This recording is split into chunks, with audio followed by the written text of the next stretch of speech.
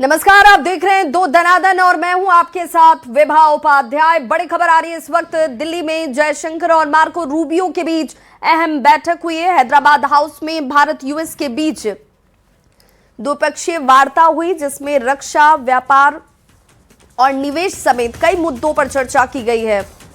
दिल्ली के हैदराबाद हाउस में भारतीय विदेश मंत्री एस जयशंकर और अमेरिकी विदेश मंत्री मार्को रूबियो के बीच बातचीत।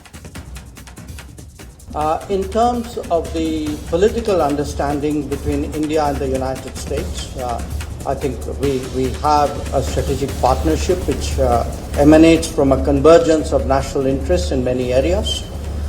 Yesterday, during the Secretary's call on the Prime Minister, some global and regional issues were discussed, and in our subsequent meeting at the embassy, we took up developments pertaining to West Asia, Middle East, to the Indian subcontinent and to East Asia.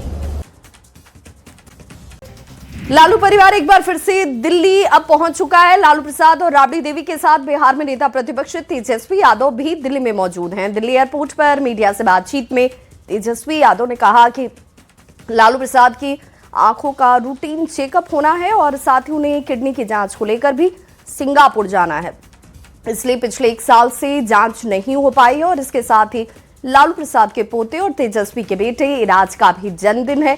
ऐसे में पोते का birthday मनाने के लिए लालू प्रसाद और राबड़ी देवी के साथ पूरा परिवार इस वक्त दिल्ली में मौजूद है। का भी इलाज उनका पिछले बार ऑपरेशन हुआ था, इस बार भी दिखाना है। आंख में तकलीफ है उनको, और इसके बाद 29 तारीख को जो है कोर्ट से परमिशन मिला है। और क्योंकि हर 3-4 महीने पे जांच होना था, लेकिन 1 साल से जो डॉक्टर जिन्होंने सर्जरी की थी वो दिखा नहीं पाए थे, तो रूटीन है। 29 तारीख को जब हो जाएंगे, तो इसी बीच मेरे बच्चे का पहला जन्मदिन है, तो यही हुआ कि भाई सब लोग परिवार के लोग भी।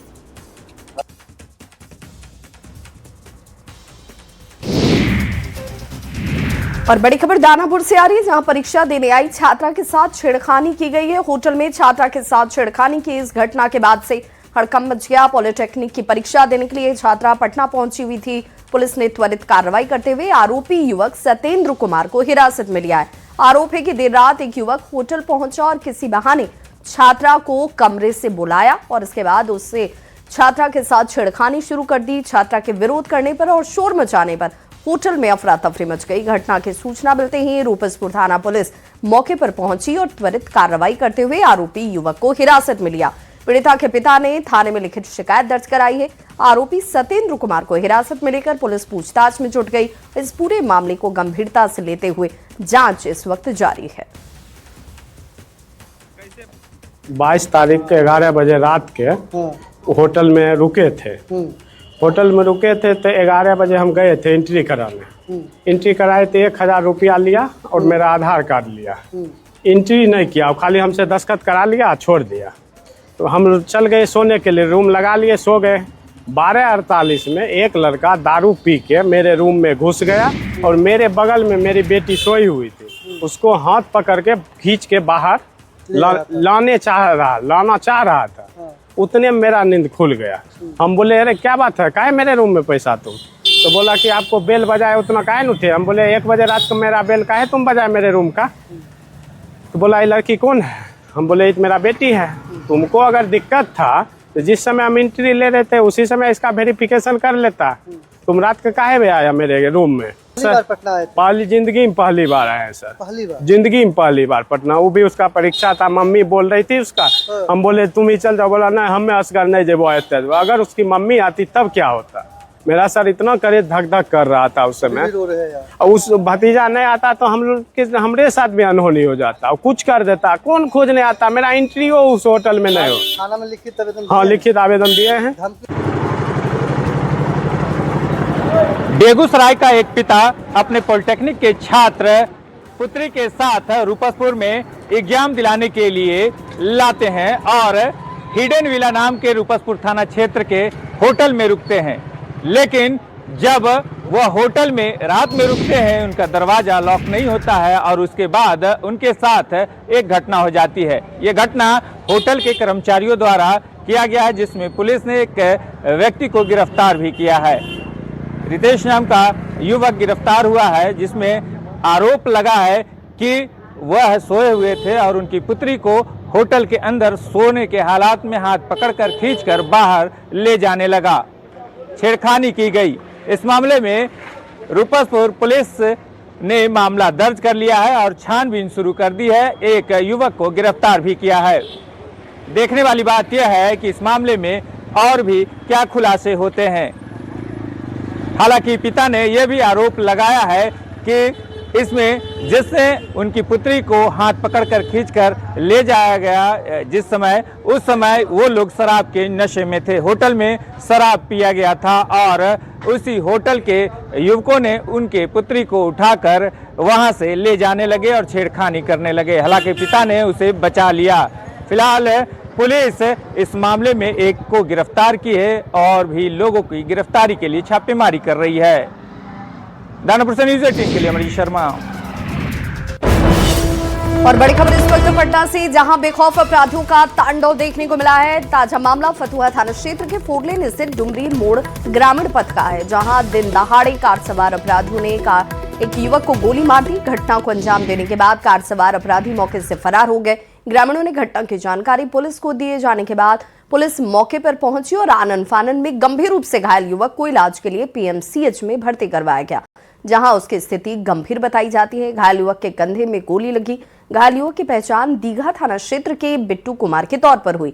यह भी कहा जा रहा है कि 3 युवक भारत सरकार का स्टिकर लगे कार से पटना से फतुहा की तरफ जा रहे थे और इसी दौरान कार सवार 2 युवकों ने डुमरी मोड़ ग्रामीण पथ पर अचानक से कार को रुकवाया और ड्राइविंग सीट पर बैठे युवक को कार से उतारकर उसे गोली मारी गई। रोका, उसके बाद वहाँ गया। वहाँ गेने के बाद वो 2 लड़का पीछे बैठे थे। और उसके बाद वो निकला है, ड्राइवर को निकाला और उसका हाथापाई कर रहा था। तो हम लोग इधर से देख रहे थे, तो हम लोग सोचा ऐसा दोस्त यार है, मजाक उजाक कर रहा है। उसके बाद में एक वो आगे था, एक पीछे से। उसके बाद मारा, जब आवाज़ किया तो हम लोग यहाँ से फिर दौड़े। उसके बाद वहाँ से इधर में आए वो लड़का, 4 लाइन की तरफ भागा और यहाँ तक हम लोग खड़े थे। उसके बाद हम लोग पर तान दिया। वो तानने के बाद वो लोग फिर फरार हो गए। मतलब गोली मारने वाला वही 2 लड़का था जो कार में था? हाँ, 2 लड़का उसी में बैठे हुए थे। फतुहा थाना को सूचना मिली कि डुमरी मोड़ के पास एक व्यक्ति की गोली मार दी गई है।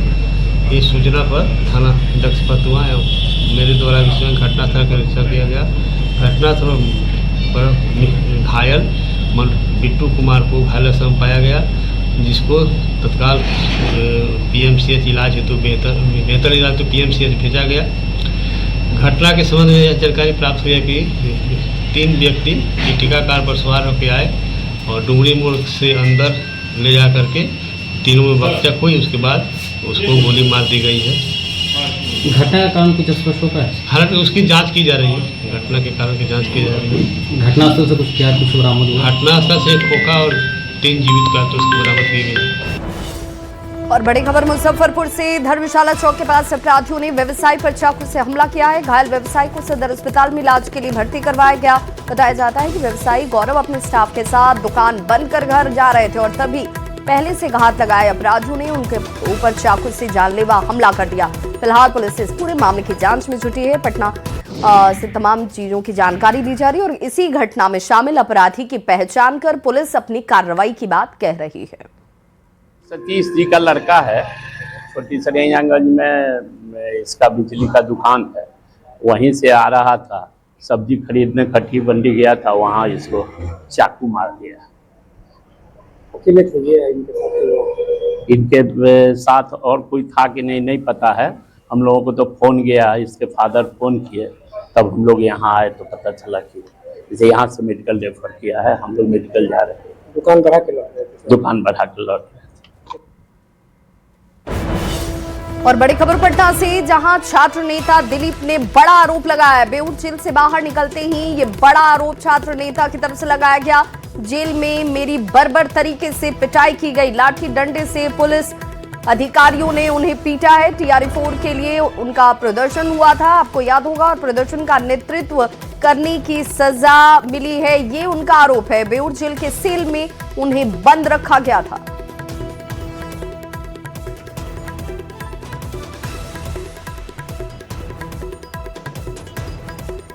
और छात्र नेता दिलीप की तरफ से एक बड़ा और गंभीर आरोप लगाया गया है, जिसमें प्रदर्शन का नेतृत्व करने की सजा उन्हें मिली है। बेऊर जेल के सेल में उन्हें रखा गया, उनके साथ बर्बर तरीके से पुलिस की तरफ से पिटाई की गई। पुलिस के तमाम और संवाददाता रजनीश हमारे साथ इस वक्त इस खबर पर ज्यादा जानकारी के साथ जुड़ गए। रजनीश, एक बड़ा गंभीर आरोप छात्र नेता दिलीप की तरफ से लगाया जा रहा है।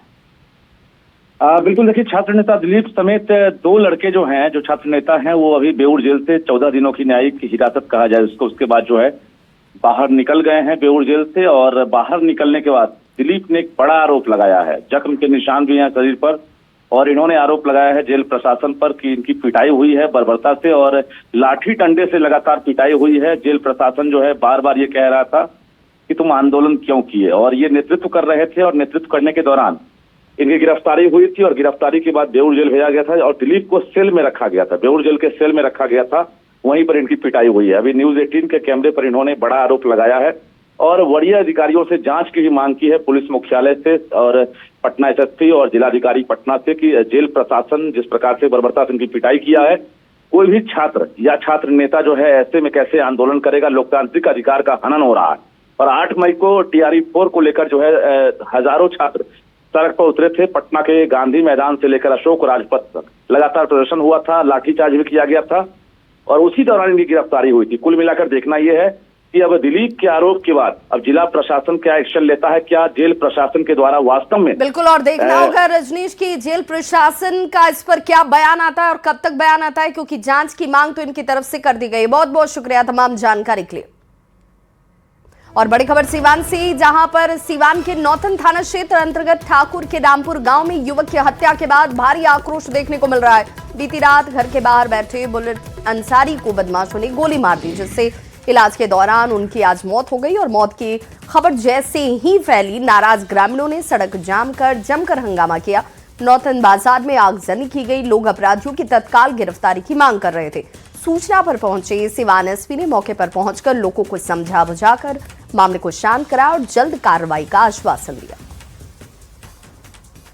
क्षेत्र के अंतर्गत ठाकुर गांव में एक व्यक्ति की गोली लगने से दुखद मृत्यु हो गई है। उस संबंध में मृतक का पोस्टमार्टम कराया जा चुका है।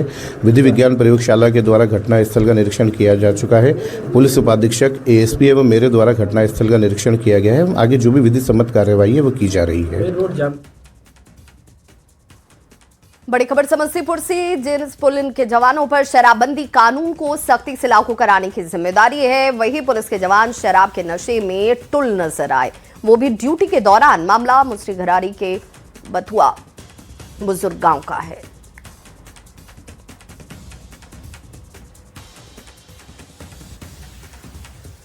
धक्का मुक्की और दारू पी के टुल थे।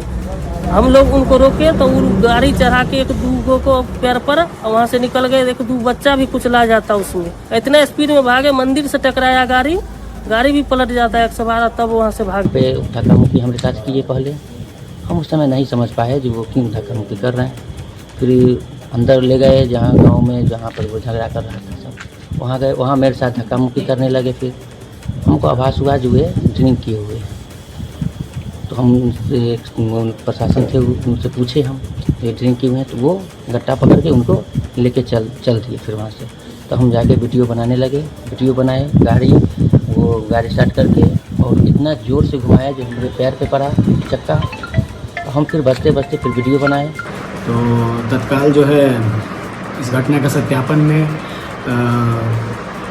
प्रभारी थानाध्यक्ष को भेजा गया तथा उनको जो है जिन पदाधिकारी के विरुद्ध ये आरोप लगे थे उनको तत्काल जो है रखा गया है अभी थाने में ही उनको, और आवेदन प्राप्त करके जो वादी थे इस शिकायत की हम लोग अग्रतर जो है उनका मेडिकल जांच कराने के लिए ले जा रहे हैं तथा अग्रतर कार्रवाई की जाएगी।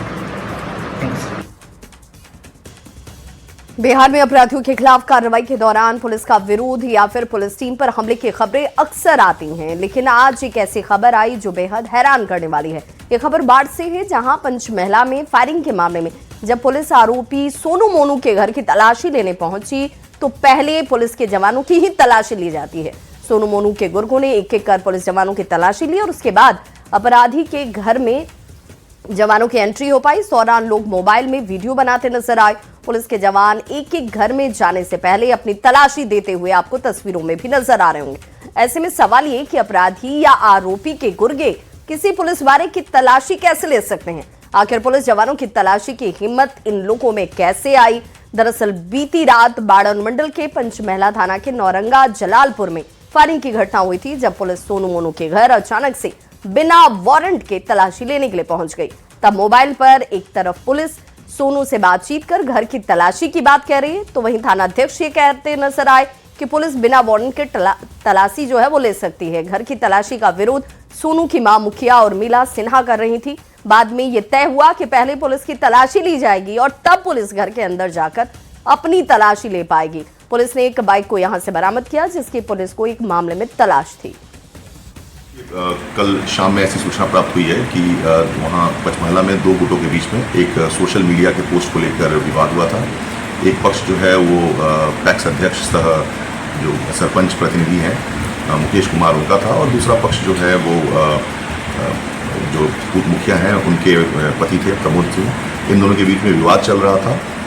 जब इन्होंने प्रमोद सिंह ने अपने बेटे जो कि एक कुख्यात अपराधी भी हैं सोनू कुमार, उनको बुलाया, वो अपने कुछ साथियों के साथ वहाँ पहुँचे एवं इसी विवाद के क्रम में उनके और साथियों द्वारा कुछ राउंड गोलियाँ फायर की गई है। 2 खोखा जो है वो घटनास्थल से बरामद किया गया है। इस संदर्भ में मुकेश सिंह के आवेदन पे एक कांड दर्ज किया गया है और उसी कांड की अग्रिम अनुसंधान हेतु थानाध्यक्ष पंचमहला जो है वो दल बल के साथ पहुँचे थे वहाँ पर, और उन्होंने जो प्रमोद सिंह और सोनू कुमार जो एक कुख्यात अपराधी हैं सोनू मोनू गैंग से संबंध, उन लोगों के यहाँ रेड किया। वो दोनों वहाँ से फरार पाए गए, लेकिन उनके जो परिजन थे वहाँ पे उनके द्वारा पुलिस की तलाशी जो है उसका विरोध किया जाने लगा, और जो वहाँ मौजूद भीड़ थे उनके द्वारा वहाँ पर जो वीडियो बनाया गया है जो कि आज के दिनांक में वायरल हो रखा है, उसमें जो है थानाध्यक्ष जो है वो जो सर्च एंड सीजर के प्रोसीजर्स है उसका अनुपालन करने का प्रयास कर रहे हैं, और उसी क्रम में ये वीडियो जो है वायरल हुआ है। तो पुलिस जवानों की तलाशी के मामले को लेकर एसडीपीओ अब जांच की बात कहते हुए नजर आए और वरीय अधिकारी के निर्देश पर जांच होगी, ये आपने सुना।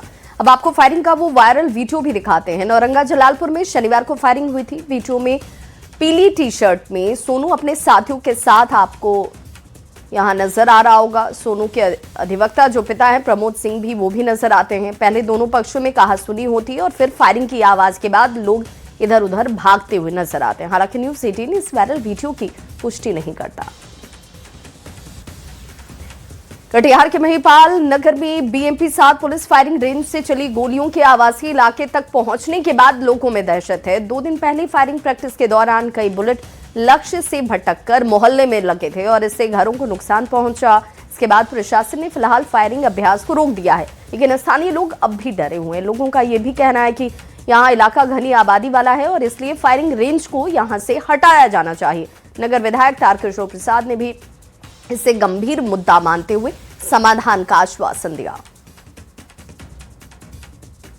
और अपने जिले के जो विधायक जी हैं, मेयर हैं और सभी एमएलसी साहब हैं, सांसद साहब हैं, सबसे हम लोग गुजारिश यही करेंगे कि अभी तो फिलहाल एसपी साहब आके सारा चीज़ जांच उच करने के बाद बोले कि गोली बंद हो जाएगा, लेकिन भविष्य में ये कब तक बंद रहेगा नहीं रहेगा, क्योंकि फायरिंग सेंटर के नज़दीक में ही ये पूरा बस्ती है और भविष्य में अगर फिर ऐसा होता है तो जान माल का खर्चा नुकसान हो जाएगा, कोई किसी की जान चला जाएगा। इसलिए पुलिस के अधिकारियों ने कार्रवाई की है और आगे इसे भी तत्काल बंद भी किया होगा। इसकी जांच की जा रही है और मुझे लगता है कि निश्चित तौर पर मैंने भी वरीय पुलिस अधिकारियों से आग्रह किया है कि जांच कर जो इसके दोषी हैं उस पर कार्रवाई की जाए।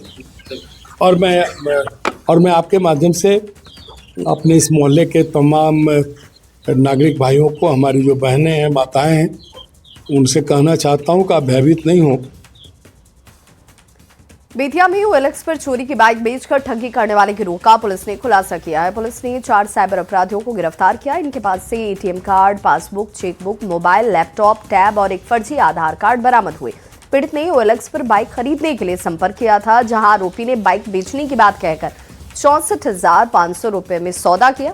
आपको बताते चलें कि वही बाइक पहले से किसी और के पास थी, जिसके बाद ठगी का ये पूरा मामला सामने आता है और पुलिस ने अब इसे लेकर जांच शुरू कर दी है।